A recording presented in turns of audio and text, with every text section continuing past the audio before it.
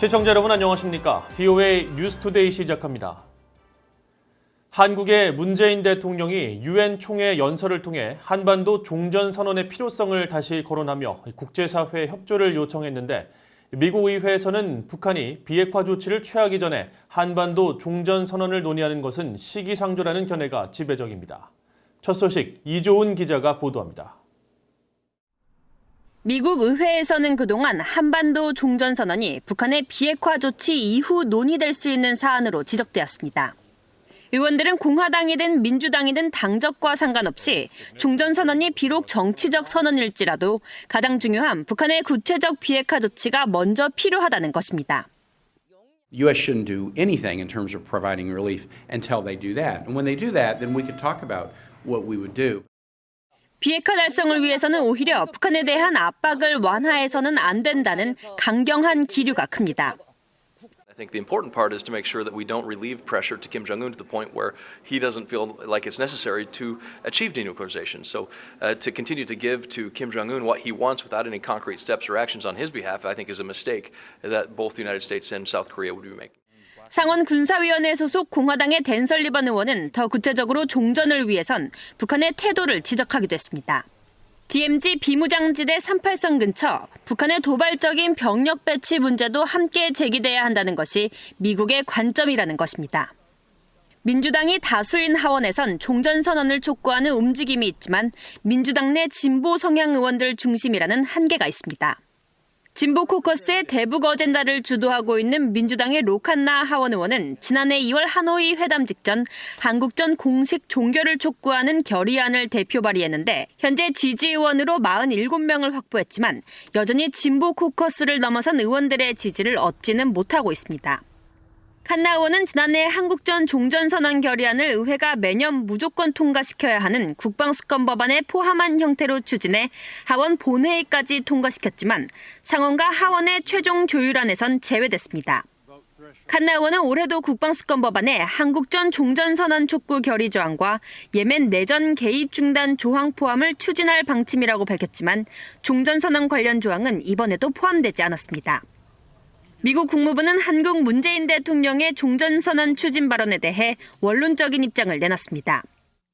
국무부 대변인실 관계자는 문 대통령의 이번 종전선언 발언에 대한 VOA의 논평 요청에 미국과 한국은 북한의 통합된 대응을 위한 긴밀한 공조에 전념하고 있다고 밝혔습니다. VOA 뉴스 이존입니다. 프랑스의 에마뉘엘 마크롱 대통령이 북한의 완전하고 검증 가능하며 되돌릴 수 없는 비핵화, 즉 CVID 과정에 관여할 것을 촉구한다고 밝혔습니다. 마크롱 대통령은 22일 유엔 총회 화상 연설에서 이같이 촉구하면서 이는 한반도의 항구적인 평화와 정치적 해결책을 얻을 수 있는 유일한 방법이자 영내 안보와 안정은 물론 국제 평화와 안보를 위해 피할 수 없는 길이라고 강조했습니다. 또 북한 핵 문제와 관련해 지금 필요한 것은 비핵화 약속에 대한 북한의 구체적인 행동과 관여라면서 북한이 신속하고 성실하게 유엔 안보리 결의를 준수할 필요가 있다고 밝혔습니다. 마크롱 대통령은 이어 프랑스는 북한과 협상하려는 미국의 노력을 지지했으며 아직 구체적인 성과가 나오지 않았지만 중요한 구상이었다고 말했습니다. 미국 내 안보 전문가와 전현직 관리들이 중국과 북한의 위협에 맞서 영내 동맹 체제를 강화할 것을 제안했습니다. 특히 영내 동맹 체제는 미국에게도 이익이라며 미국이 혼자 감당할 수 없을지 모르는 중국과 북한 등에 맞서기 위해 강력한 동맹이 유지돼야 한다고 밝혔습니다. 김시영 기자가 취재했습니다. 미국 하원 군사위원회가 동맹의 역할을 주제로 개최한 청문회에 미국 랜드 연구소의 크리스틴 워무스 국제안보 및 국방정책 담당국장이 출석했습니다. 워머스 국장은 아시아 내 동맹국들은 중국, 북한으로부터의 위협에 맞설 동맹 역량을 강화하고 있다면서 영내 강력한 동맹의 예로 한국, 일본, 호주, 뉴질랜드와 기타 동반국들을 강조했습니다.